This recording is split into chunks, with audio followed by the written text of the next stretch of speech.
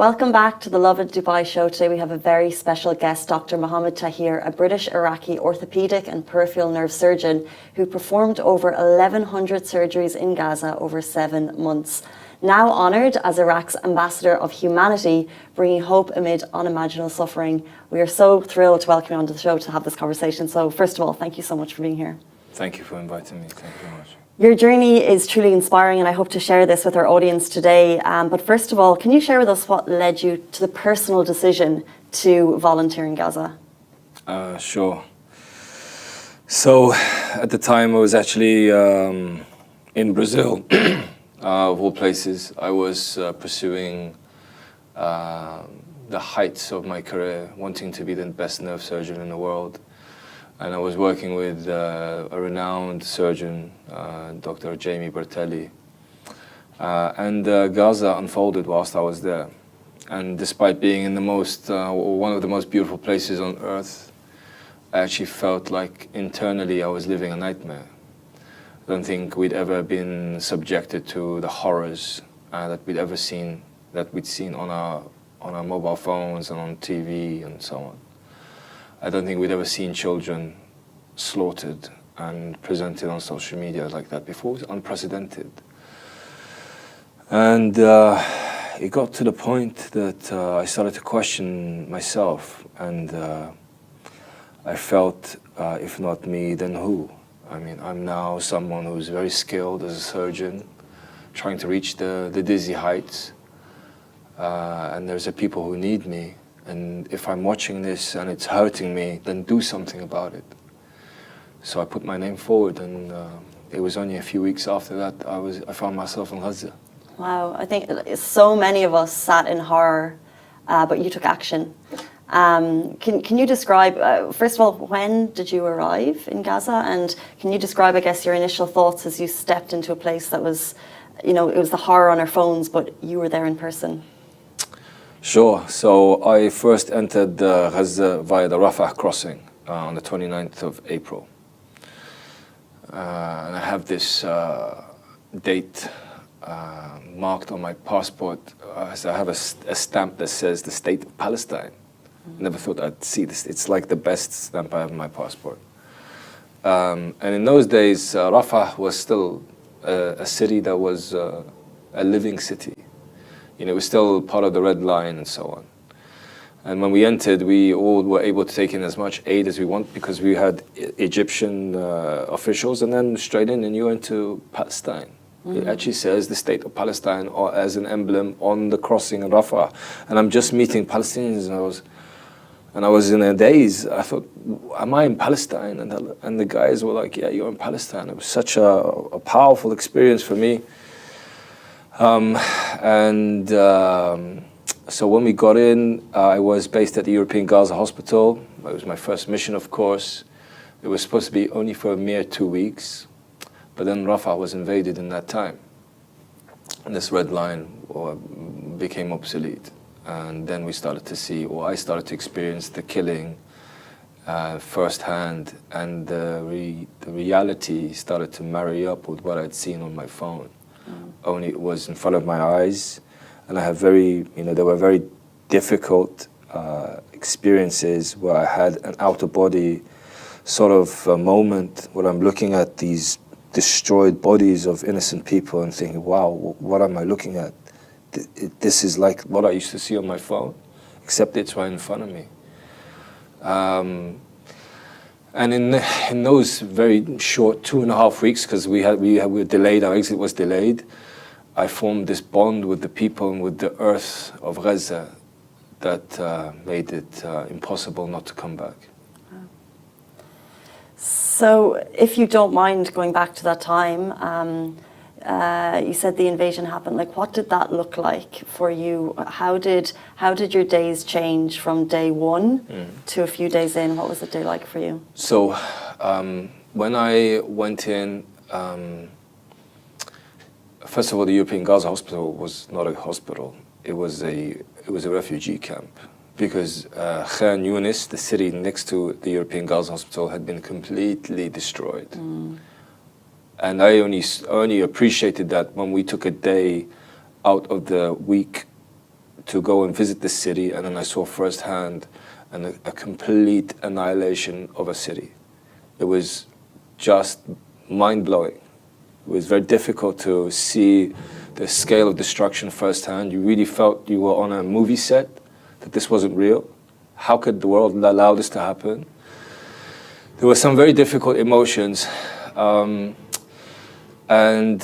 when I was in the hospital, I was in this, where all these displaced people were living. We had people living on the stairwell. There were like sheets that were put up, and people lived on the stairwell. It was insane, and communities were inside, families, and so on. When Rafah was invaded, I went from trying to do sort of semi-elective nerve reconstruction work to doing all-out life-saving trauma. It became a massacre. We had children with, who sometimes children would present with, look seemingly okay on the outside, but their organs completely shredded because of blast injuries, presenting dead on arrival to the ER. We saw horrific injuries. I remember, and I will never forget this, they brought one injured person into the resuscitation room, and he was still covered in a blanket. And then they put him on the floor, and then I opened the blanket, and what I saw was a man with a missing head. The head was a paste, it was destroyed. And that was one of those moments where I had didn't feel real. The phone married up with the reality. And I started to scream at that moment, Hasbi Allah wa ni'mal wakeel.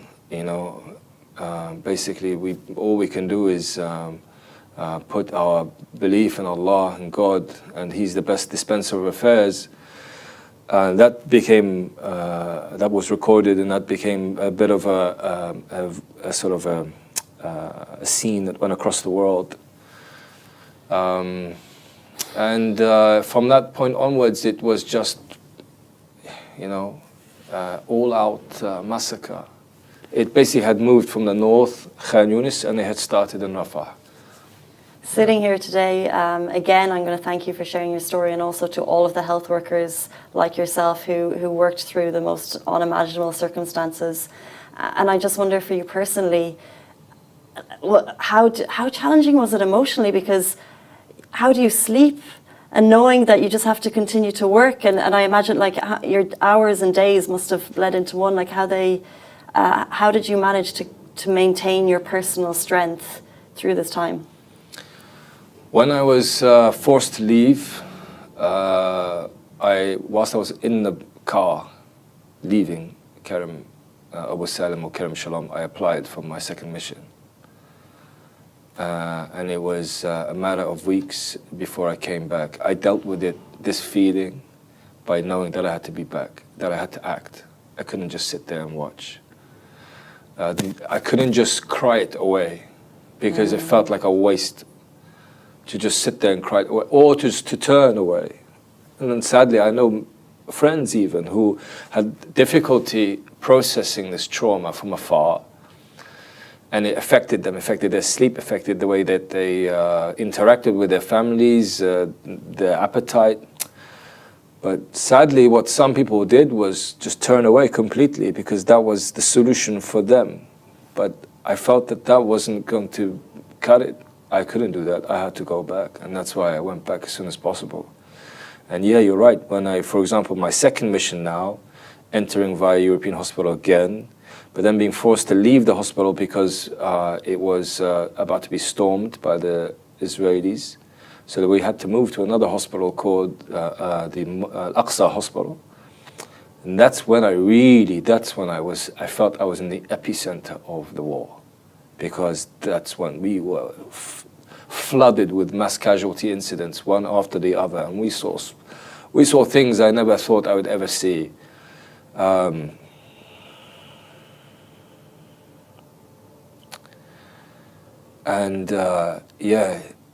Days and weeks merged into, I didn't know what day it was. I didn't know of the week. It was just wake up, operate.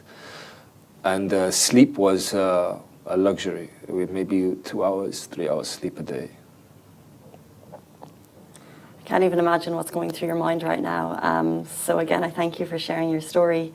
Were there, I guess, moments of hope What was your sense of community from the people of Gaza? You know, we spoke before the show and you said this is their land. Is there hope and despair? You know, it's funny because you've got this reel going off behind me, and I'm seeing faces of the people that I truly love, the people of Gaza, my friends that I worked with. I spent 7 months inside Gaza,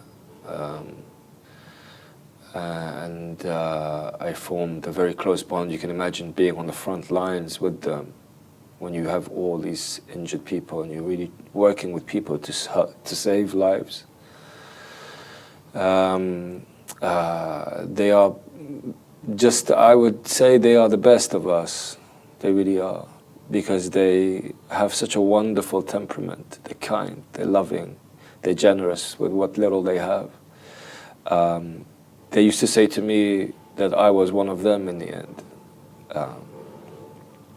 When I saw their faith and their determination to survive and to fight back by preserving life, so we had one party trying to extinguish life, and we had the others trying to preserve and save it. And the driving force in them was their faith, and they took my faith to another level by being with them. I entered as one person, I left as another. Seeing their faith gave me hope. Seeing their determination gave me hope. And they are really, there are so many unsung heroes that you'll never hear of. I'm telling you, some of the surgeons there, they did just a superhuman effort to help their kin and the people of their land. Let alone all the people that gave their lives to protect their lands too. So I cannot wait to see them again. I have such a deep bond with them that I'm just eager to get back as soon as possible. What is the current situation in terms of, I guess, medical aid? You know, we mentioned before the show that we're sitting in such a privileged position, and I know that the people of the UAE were donating in droves. Was the aid reaching? And can we do more? Like, what does Gaza need from a people perspective? So for the time that I was there, I was fortunate enough to see the ceasefire. So I managed to see the second half of the war. And aid was difficult. It came in drips and drabs, so to speak. There were times, you know, so from purely medical aid perspective, we suffered with the lack of equipment throughout the entire war. We suffered with the lack of diagnostic equipment for the entire war. You know, for example, I was in Al-Aqsa hospital when I was based in the south. We didn't have a CT scanner in a major trauma center. We're talking about like, you know, in one strike you could have 100 people that come in, not including the dead, the killed, the injured. You need to scan these people. You need to be able to make diagnoses very quickly. We don't have a CT scanner. There's not a single MRI scanner in the whole of Gaza, and that's including the north and the south. I worked across both halves of the Netzarim crossing. We didn't have access to analgesics, proper painkillers. People came out of the OR screaming in pain. The corridors were full of screams amongst women and children. It was a horror show. We didn't have good antibiotics. So infections were such a it was just, the infections were a battle. You have say you have someone who survives, they have horrific injuries. Parts of their body chunks of their body are missing. And some of these wounds you look at and you're like, my God, this person's still alive with this injury. It's insane. But it's so infected because of the types of weapons used and just the nature of the explosives, bringing up dirt and mud and embedding it into tissues. Every single level of or a layer of providing a healthcare service was affected. And it was just a constant battle. Since you've left, you've been honoured as Iraq's Ambassador of Humanity, which is an incredible recognition. And I just wonder, what does this title mean to you personally? And how do you hope your work will inspire others? I always say that I never went into Gaza to receive accolades or thanks for myself. I went to Gaza because it was my duty. I understand that people have pinned their hopes on me, and that they've projected some of their, what they might feel, their inability to help themselves. They've pinned it on me as an extension of themselves. I don't want them to feel that you've discharged your duty because I went to Gaza. No, you haven't. On the day of judgment, I can stand before my Lord and I can say, Ya Allah, I did my best. Can you? So what I want to do to the people who are watching is to remind them of their duty, to uphold justice. We've seen tragedy in Gaza. It's destroyed. People have been slaughtered. You must do it. You have an opportunity now. It's not over. You can still help. So I want to inspire people to be the person, actually do something and be that person that makes the change. Be prepared to sacrifice. When we were in Gaza, we were prepared to sacrifice everything, including our lives, because we believed in this cause. Be prepared to sacrifice something. Okay, you don't need to go the whole way, but maybe give, maybe donate your time, maybe donate your expertise. That's actually so much more useful. If you're an engineer, if you're a lawyer, if you work in logistics, there are lots of opportunities there. As for the title of Ambassador for Humanity, I know, so for example, Iraqis are not allowed in, irrespective of whether they wanted to or not. And there are so many people out there that are better than me, that maybe tried to go to Gaza and weren't allowed in, for example. So to them, I say, I'm very humbly, take on that title for you, but that means added responsibility that I must continue in this quest for justice and to push for humanitarian efforts.